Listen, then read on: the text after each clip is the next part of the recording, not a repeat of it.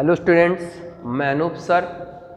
आज हम लोग क्लास 10 डेवलपमेंट्स चैप्टर का 5वां लेक्चर्स देखेंगे।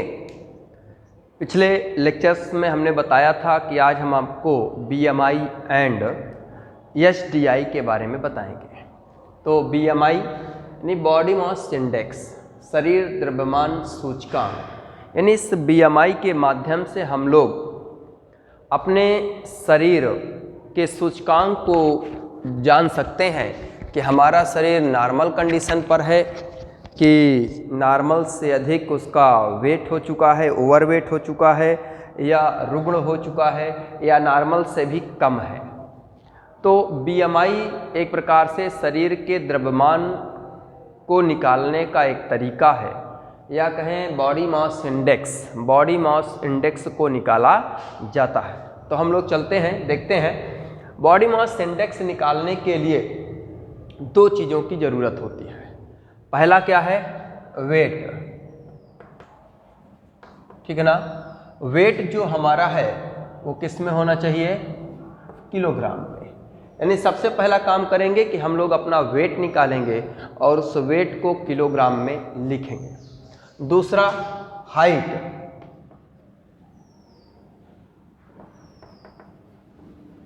ठीक। हाइट को हम लोग मीटर स्क्वायर पे रखेंगे, या अपनी हाइट को मीटर पे हम लोग निकालते हैं और उसके बाद उसका फार्मूला अभी आप लिखेंगे। हाइट आपको किस में रखना है? मीटर पे रखना है। तो बीएमआई का हम फार्मूला देखते हैं। बीएमआई होता क्या है? बीएमआई कैसे निकलेगा? बीएमआई होता है कि वेट अपॉन वेट किलोग्राम में अपॉन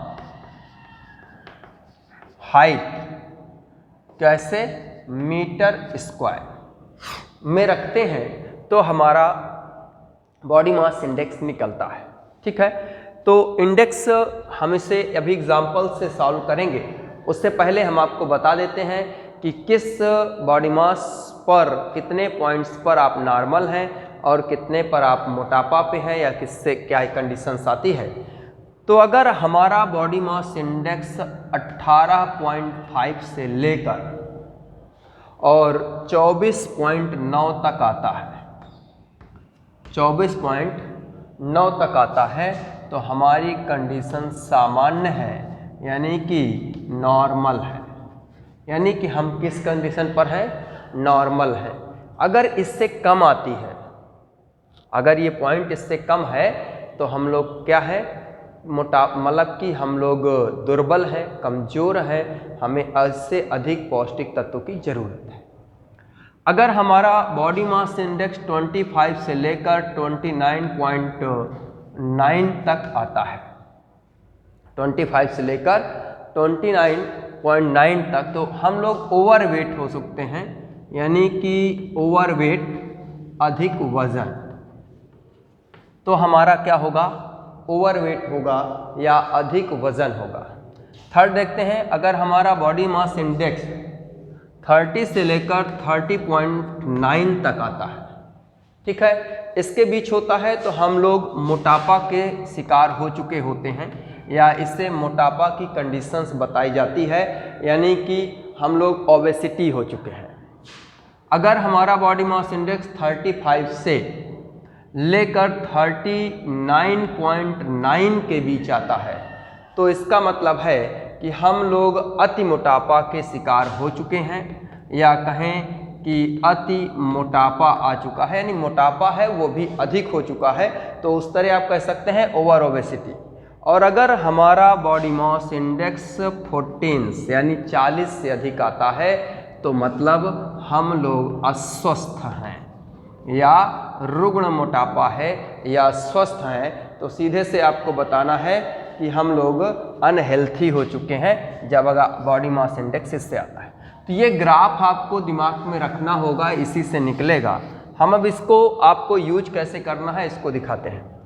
जैसे मान लीजिए किसी व्यक्ति का है जिसका वेट 72 किलोग्राम है, ठीक है। हाइट आपको निकालनी है, मीटर में है तो वैसे आप लोग इंच सेंटीमीटर में अपनी माप निकालते हैं। तो जैसे किसी की हाइट 170 सेंटीमीटर है तो यहाँ 1.7 मीटर हो जाएगा। ठीक है, अब बॉडी मास इंडेक्स को हम लोग आगे बढ़ाते हैं। हमने वेट लिखा 72 किलोग्राम्स, यहाँ पर 1.7 का स्क्वायर कर देंगे क्योंकि कहा गया मीटर का स्क्वायर करना है। आगे 72 अपॉन इस 1.7 को आप मल्टीप्लाई करें, ये स्क्वायर निकालें तो 2.89 आएगा और इसको आप डिवाइड कर दीजिए, इससे इसको भाग दीजिए तो आएगा 24.91। ये आपका BMI है, यानी एक व्यक्ति जिसका वेट 72 किलोमीटर और उसकी हाइट 1.7 मीटर है तो उसका निकालना है कि उसका जो बॉडी मास इंडेक्स है वो कैसा है। तो हमने इस तरह से निकाला तो 24.91 आया। तो यहाँ अगर हम देखें कि 24.9 से अधिक है तो 25 पे आ गया, या कहें कि 2491 है तो इस कंडीशन के बीच है, इसका जो वेट है वो नॉर्मल कंडीशन पर है। अगर ये 25 हो जाता या उस 25 से 29.9 तक होता, अधिक वजन हो जाता। ठीक है, तो ये बॉडी मास इंडेक्स है। आपको एक फार्मूला याद रखना है, ये फार्मूला याद रखना है और ये टेबल याद रखनी है। ओके, चलिए अब दूसरे टॉपिक पे चलते हैं। हम लोग आज देखेंगे HDI ह्यूमन डेवलपमेंट इंडेक्स।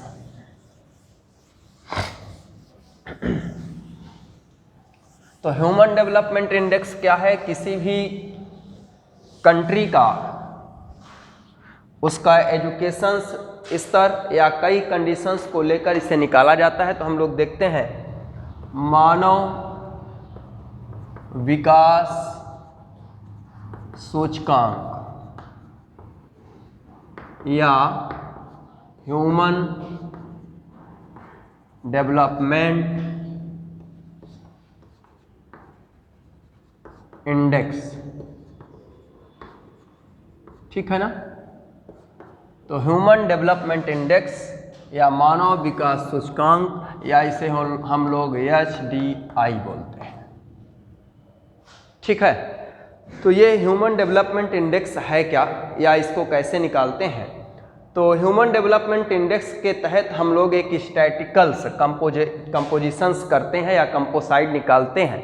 एक स्टैटिकल तरीके से इसका एक कंपोसाइड निकालते हैं जिसमें हम लोग मुख्यतः 3 चीज़ों का आकलन करते हैं। किसी भी कंट्री की 3 क्राइटेरिया को देखते हैं। सबसे पहला क्राइटेरिया है हेल्थ, कि वहाँ का हेल्थ कैसा है या स्वास्थ्य व्यवस्थाएं कैसी है, और इसका हम लोग जो आकलन है वो करते हैं लाइफ एक्सपेरियंसी यानी कि जीवन प्रत्याशा। ठीक है ना? लाइफ एक्सपेरियंसी या इसी को हम लोग कहते हैं जीवन प्रत्याशा, यानी किस देश के या किस कंट्री के लोगों की औसत जीने की आयु सबसे अधिक है, उसे हम लोग लाइफ एक्सपेरियंसी या जीवन प्रत्याशा कहते हैं। दूसरे नंबर पर हम लोग वहाँ के एजुकेशंस को देखते हैं कि वहाँ का एजुकेशंस कैसा है। तो पहला लिटरेसी रेट, साक्षरता दर कितना है। ठीक है ना? और पिछली क्लास पे हमने आपको बताया था नेट अटेंडेंस रेशियो। तो नेट अटेंडेंस रेशियो यानी निवल उपस्थिति अनुपात, ये क्या था? इसमें हमने बताया था कि 14 से 15 वर्ष की आयु के बच्चों का स्कूल में कितने % में जाते हैं, उसे हम लोग नेट अटेंडेंस रेट्स यानी रेशियो या निवल उपस्थिति अनुपात कहते हैं। इसके अलावा ग्रास एनरोलमेंट रेशियो यानी कि टोटल उपस्थिति अनुपात, कितने % पढ़ने वाले हैं। तो हम लोग मुख्यतः literacy rate, net attendance ratio और ग्रास एनरोलमेंट रेशियो के आधार पर एजुकेशन का आकलन करते हैं। जो थर्ड कंडीशन है वह है per capita income. Per capita income यानी कि प्रति व्यक्ति आय, यानी उस देश के लोगों की जो प्रति व्यक्ति आय है वो कितनी है। इन तीनों के आधार पर ठीक है ना। और इन तीनों के आधार पर SDI या ह्यूमन डेवलपमेंट इंडेक्स का निर्धारण किया जाता है। ठीक है, तो ये हर वर्ष एक ह्यूमन डेवलपमेंट इंडेक्स की रैंक जारी होती है। वर्तमान में जो 2019 में SDI रैंक जारी हुई है, आपसे इसी में पूछ सकता है कि भारत की कंडीशंस क्या है। तो आपकी बुकों में अभी भी 2016 का ह्यूमन डेवलपमेंट इंडेक्स का रेशियो है। तो आप याद रखिएगा 189 कंट्रीज इसमें प्रतिभाग करती हैं। इन 189 कंट्रीज़ में फर्स्ट, सेकंड और थर्ड देखेंगे और फिर अपने देश और पड़ोसी देशों की रैंक देखेंगे। एक टेबल है आपकी बुक पर, उस टेबल को आप देखेंगे तो वहाँ पर लाइफ एक्सपेंसी का एक चार्ट बना होगा, लिटरेसी रेट का चार्ट बना होगा, पर कैपिटा इनकम का चार्ट बना होगा। उससे आकलन किया गया है, तो हम वहाँ पर नहीं जाते, हम सीधे यहाँ आते हैं। तो 2019 के अनुसार SDI की जो रैंकिंग है उसमें सबसे पहले नंबर पर है नॉर्वे। कौन सा है? नॉर्वे कंट्री फर्स्ट नंबर पर है। और स्विट्जरलैंड की बात करें तो स्विट्जरलैंड और नॉर्वे दोनों 2018 की रैंक पर भी यहीं थे। थर्ड नंबर पर 18 की रैंक पर ऑस्ट्रेलिया था, लेकिन अब यहाँ पर कौन आ गया? आयरलैंड आ गया। आयरलैंड थर्ड रैंक इस बार आयरलैंड को मिली है। इसके बाद हम लोग अपने पड़ोसी कंट्रियों की बात भी करेंगे, जैसे भारत से पहले हम लोग श्रीलंका की बात करते हैं, क्योंकि आपसे कभी भी पूछा जा सकता है हमारे पड़ोसी देशों में सबसे डेवलप कंट्री के रूप में किसे माना जाता है, तो हम लोग श्रीलंका को मानते हैं। तो इसकी जो SDI है इसमें बहुत सुधार हो चुका है।